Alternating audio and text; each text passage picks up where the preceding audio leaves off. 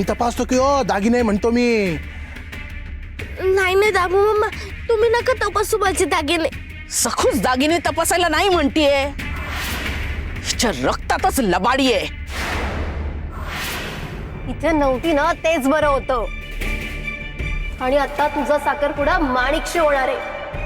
हिला इथून जायला सांग कायमची. आणि काही गरज नाहीये दागिने बिगिने तपासायची. माणिकच्या राज्यात हिचं आणि हिच्या त्या चिमूटभर दागिन्याचं काम काय आहे? जाऊ दे हिला, जाऊ दे. नाही, ते न्यायाला धरून नाही. दागिने खरे आहेत की खोटे ते एकदा तपासून बघायला हवं. दामू काका, तुम्ही तपासा दागिने. कशाला प्रकरण वाढवायचं? ते बाहेरच्या बाहेर संपलं असतं तर ते अजूनच लांबलंय. पण हा आडमोठा तिकू कुणाचं ऐकणारच नाही. दामू मग दागिने तपासणार. नक्कीच काहीतरी लबाडी करतील.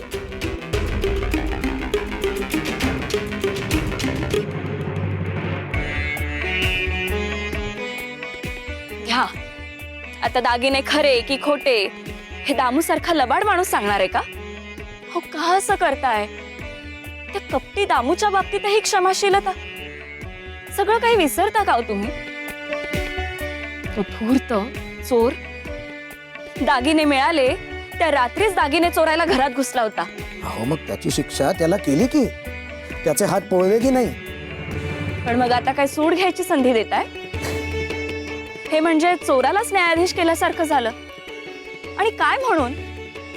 हो तो सत्याची बाजू घेणार आहे का? देवी, अहो नव्याने वाट निवडण्याची संधी देण्यात काय हरकत आहे? काहीतरी बाई, हो त्याचा मूळ स्वभाव कसा जाईल? मी म्हणते कशाला उगाच विषयाची परीक्षा.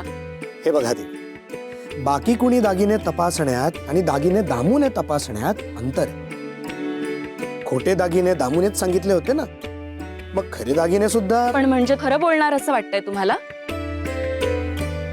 छान, मग राहीलच. आम्हाला काहीच कळत नाही असं म्हणायचं. घाला, काय गोंधळ घालायचाय तो घाला. मला नाही बाई बघवत. अहो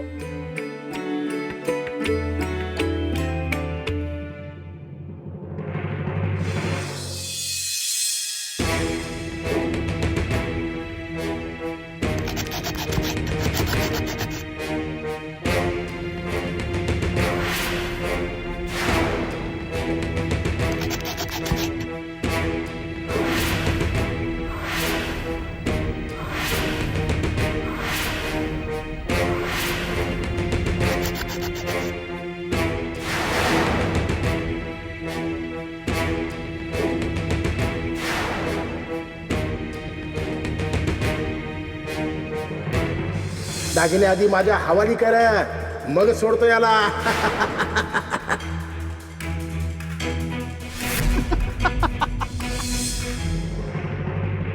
दामू मग खरं सांगतील का? विठुराया, तू आहेस ना रे माझ्या पाठीशी.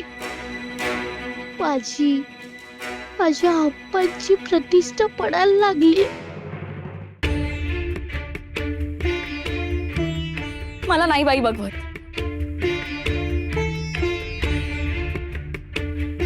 देवी, मला बघवत नाही म्हणून आतल्या दालनात गेलात आणि नाही नाही म्हणून इथेही बघत राहिलात ना. म्हणजे मी खरंच बघू नको का? हो कशाला बेचारीला रडवता?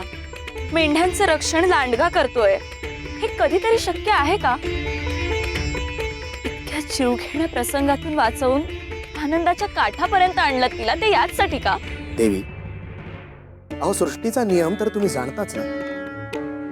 उत्तराआधी प्रश्न, उजेडाआधी काळोख आणि आनंदाआधी संकट असतातच ना.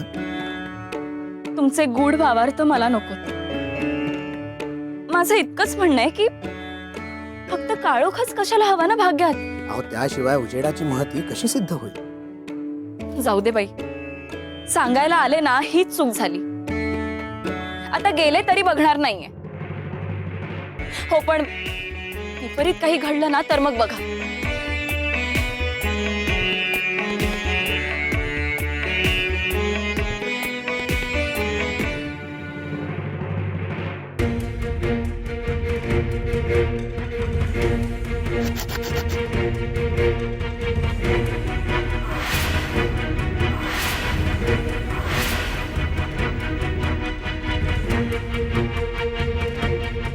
अय्यो झाले हो, माझे सगळे दागिने तपासून झाले म्हणतो मी. मग अहो लवकर सांगा काय निदान झालं ते. हो हो हो सांगतो की हो. दागिने तपासायचे आणि सांगायचं की हे दागिने नकली आहेत. ये सको, माझे पोळलेस काय हात म्हणतो मी. आता बघ तुझी कशी वाट लावतो ते. हे जे सगळे दागिने आहेत ना, ते दागिने म्हणजे छोट्या मालकीनबाईंनी आणलेले दागिने जे हे आहेत ते म्हणजे पुढे बोला ना काय ते. सांगतो सांगतो. हे सगळेच्या सगळे दागिने अस्सल सोन्याचे आहेत हो. ते अस्सल सोन्याचे आहेत हो. अस्सल 52 कशी सोनं म्हणतो मी. अस्सल 52 कशी सोनं म्हणतो मी.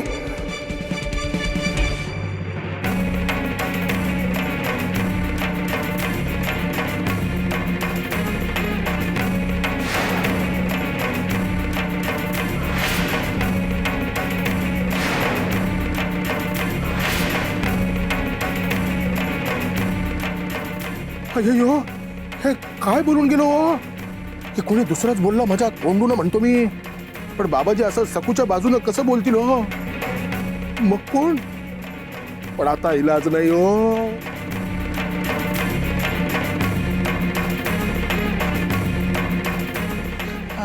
अय्यो,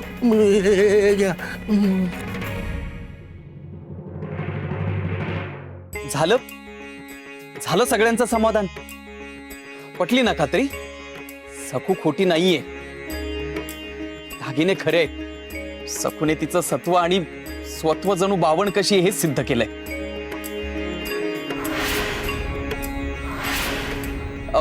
आणि विशेष बघ रमाई, तू दिलेल्या वेळेच्या आत सखू अस्सल सोन्याचे दागिने घेऊन आली. तुझी अट पूर्ण केलीये. ठीक आहे ठीक आहे, इतका हुरळून जाऊ नकोस. आणि असा काय फरक पडणार आहे त्यामुळे. अगं असा कसा फरक पडणार नाही रमाई. सखूने तिची अट पूर्ण केलीये. तेव्हा आता माझा आणि माणिकचा साखरपुडा होण्याचं प्रयोजनच उरलं नाही ना. तो विषयच आता कायमचा संपला. आपण हे सुभेदारांना कळवायला हवं की साखरपुडा रद्द झाला म्हणून. थांब ना, इतर मीच जाऊन सांगतो. दिगू अरे काय बरळतोयस. भानावर ये. अति उत्साह दाखवण्याची काही गरज नाहीये. तर काय लगेच साखरपुडा मोडायला निघालास तू. तू नाही ठरवायचं हे. या घरात रमाईचा शब्द अखेरचा. आणि तो माझा मोलाचा शब्द मी सुभेदारांना दिलेला आहे. तुझा साखरपुडा माणिकशीच होणार.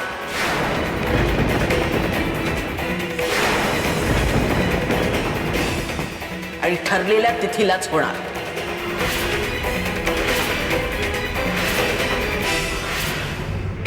सासूबाई असं काय करताय. मी आणले ना खरे सोन्याचे दागिने आणि ते सिद्धही झालंय की ते सोन्याचे. आणि माझे आपत चोर नाहीत, लबाड नाहीत. त्यांनी तुम्हाला फसवलं नाहीये हे सिद्ध झालंय ना. बघ आता. हे बघ आता काहीही सिद्ध झालेलं नाहीये. दिगू, आणि तू हिच्यावर विश्वास ठेवतोस. ही सखून धडधडीत खोटं बोलतीये. काय म्हणे तू गुहेत गेली, त्या नरपशूच्या तावडीतून सुटली, दागिने त्या रावळात सापडले. कसे. तर काय म्हणे हिला दृष्टांत झाला. दृष्टांत व्हायला ही काय स्वतःला संत वगैरे समजायला लागले की काय. खोटं, सगळं खोटं बोलतीये.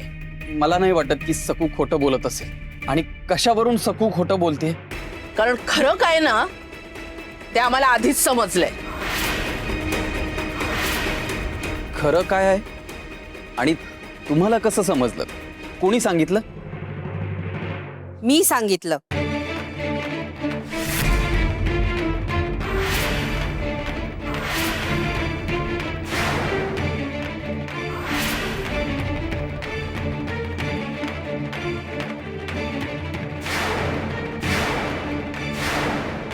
इतका चांगुलपणा पण चांगला नाही बघ, तुझ्याच अंगाशी येईल.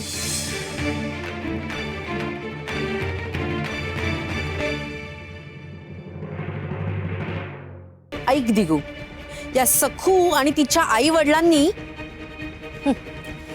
माझ्याच नात्यातलेत. मला बोलायची सुद्धा लाज वाटतेय. पण खरं आहे ना ते खरं आहे आणि मी खरं सांगते. या सखूनी आणि तिच्या आई वडिलांनी या दागिन्यांवरनं एवढा कांगावा केलाय ना. जग दुनिया शोधायचं नाटक केलं पण दागिने सापडले कुठे? रावळात. हा, तिथेच सगळी गोम आहे.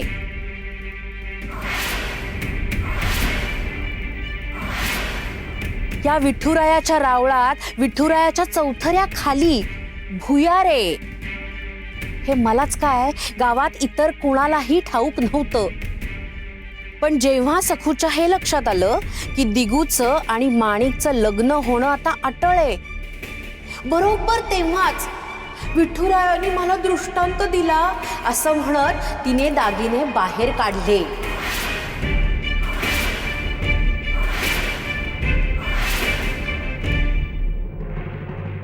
कारण मुळात तिने आणि तिच्या आई बापांनीच तिथे ते लपवले होते.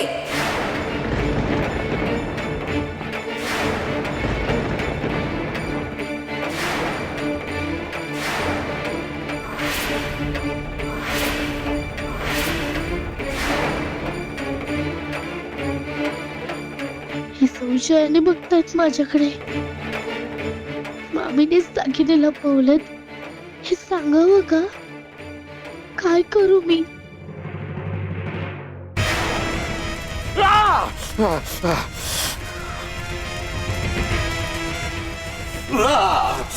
एका झालं बाबाजी ना, आगीत हात कशा पायी घालतात. ते बी भाकरी भाज्या. काय खूळ लागलं की काय यांना? जमत का नाही मला, जमत का नाही आहे.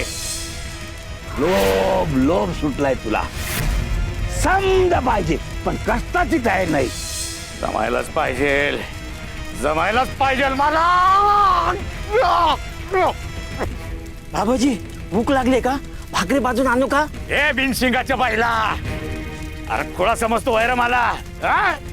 एका आगीला घाबरतोय, नाही घाबरत मी. या आगीवर विजय मिळवणार आहे मी.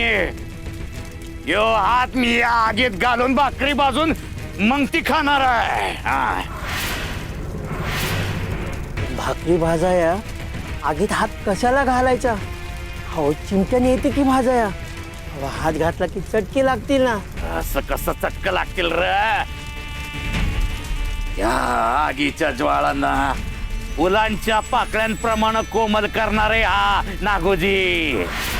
म्या सिद्धी मिळवण्यासाठी काय बी आकृत करणार, काय बी सहन करणार, पण शक्ती मिळवणार. आणि किती बी दाबलं तरी मान वर करणाऱ्या त्या सखूला मातीत गाडणार. भीत नाही, भीत नाही आम्ही आगीला, भीत नाही. बघा बघा ही सखू. आता हे दृष्टांताचं पितळ उघडं पडलंय ना, तर माझ्याकडे कशी मारक्या म्हशीसारखी बघतीये ती. आता पुढचंही ऐका. आता हे सगळं अंगाशी आलंय ना, म्हटल्यानंतर हे सगळं आता ती माझ्या अंगावर ढकलून मोकळी होईल. महाधूर्त मुलगी. काय ग, आता माझ्यावरच आळ घेशील ना की मामीनी ते दागिने तिकडे लपवले? हो ना? मी चांगलं ओळखते ना हिला. कांगावखोर. मामी, मी आतापर्यंत आपल्या नात्याची जपणूक केली. उमाई अप्पांच्या संस्काराला जागून कधीच उघड बोलले नाही. पण मामी, आता तू खोटारडेपणाचा कळस केलायस. निदान एवढं तरी लक्षात ठेव की विठुरायाला सगळं सत्य माहितीये. सखू, मामी, खरं तेच सांगते मी.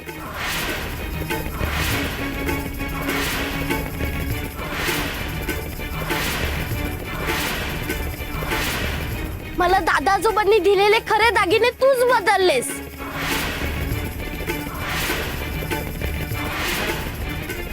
माझ्या लग्नाच्या आदल्या दिवशी तू आमच्या घरी येऊन राहिली होतीस. मी दादा आजोबांनी दिलेले आमच्या संदुकीत असलेले दागिने तूच बदललेस.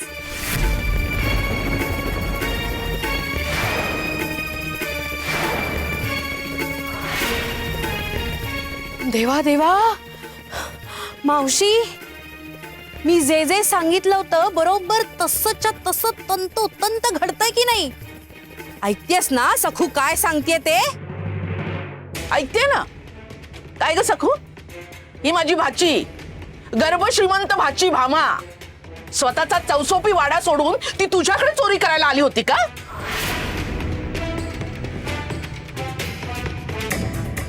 स्वतःच्या मामीवरच आळ घेतीयस? किती निर्लज्ज निगरगट्ट कोडगी आहेस ग तू.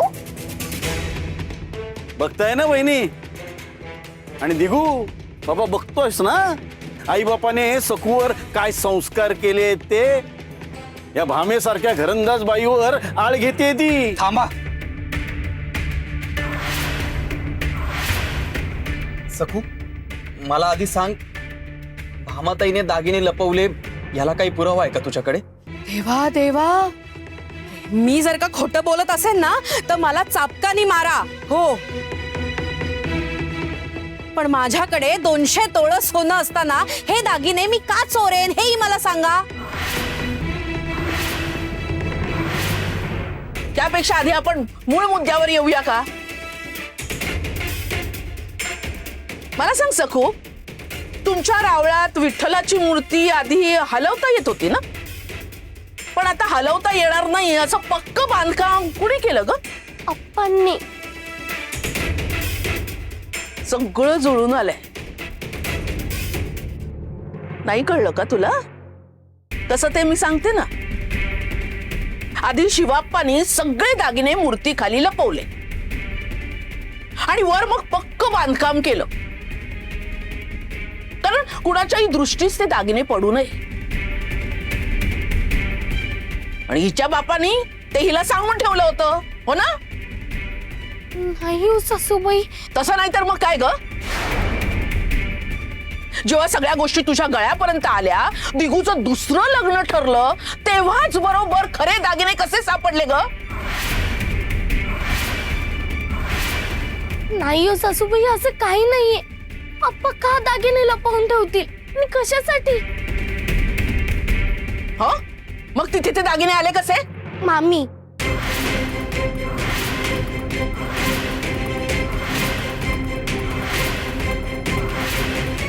पुरावा आहे? अहो, विठुरायाकडे कोणी पुरावा मागतं का? आणि अगं पण वैद्य आजोबा इथे येऊन काय सांगून गेले की दागिने पंढरपूरला विकले. मग तुम्ही जो विचार करताय त्याची संगती कशी लावायची?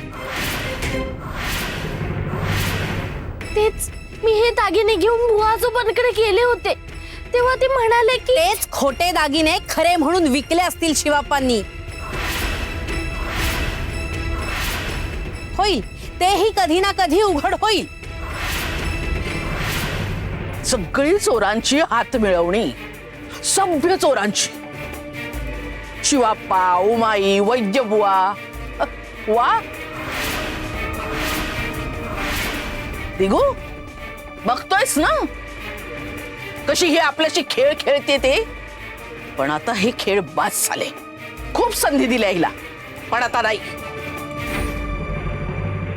ठरल्याप्रमाणे माणिकशीच तुझा साखरपुडा होणार. विषय संपला.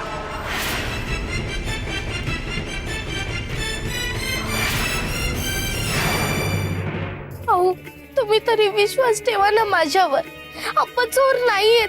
सांगते ना सासूबाईंना. आणि विठुरायाने दिलेला दृष्टांत कसा खोटा असेल? मामीनेच दागिने लपवले आणि मी त्यावेळेस तिला काही बोलले नाही, कारण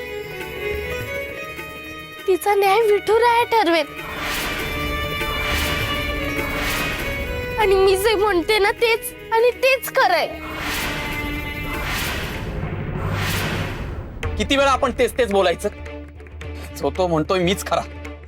कशावर विश्वास ठेवायचा आणि का ठेवायचा याला काही तारतम्यच नाहीये. नकोय आता मला वाद, नकोय, बस. सखू, आणि तू कशाला परत परत येऊन स्वतःचा अपमान करून घेतेस ग? जा तू तुझ्या माहेरी जा आणि सुखात राहा.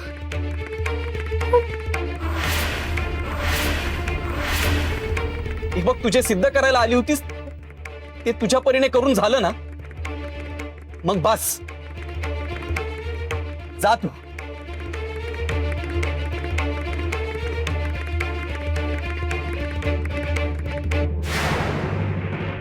अगं बघतीयस काय? दिगूने स्पष्टपणे सांगितलं ना की माहेरी जा.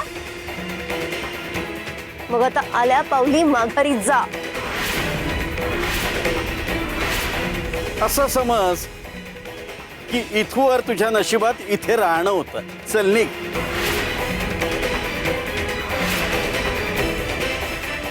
आत्ताच्या आत्ता निघून जायचं. आम्ही काय बोलतोय ते पोचतंय का? या घरात तुला थारा नाही. दिगूनच तुला हक्कललं इथनं. आता वेगवेगळ्या सबबींचा आधार देऊन लांबण लावू नकोस हा. चल निघ. अहो पण सासूबाई. जातेस का आता की धक्के मारून हाकलून देऊ तुला? चल निघ.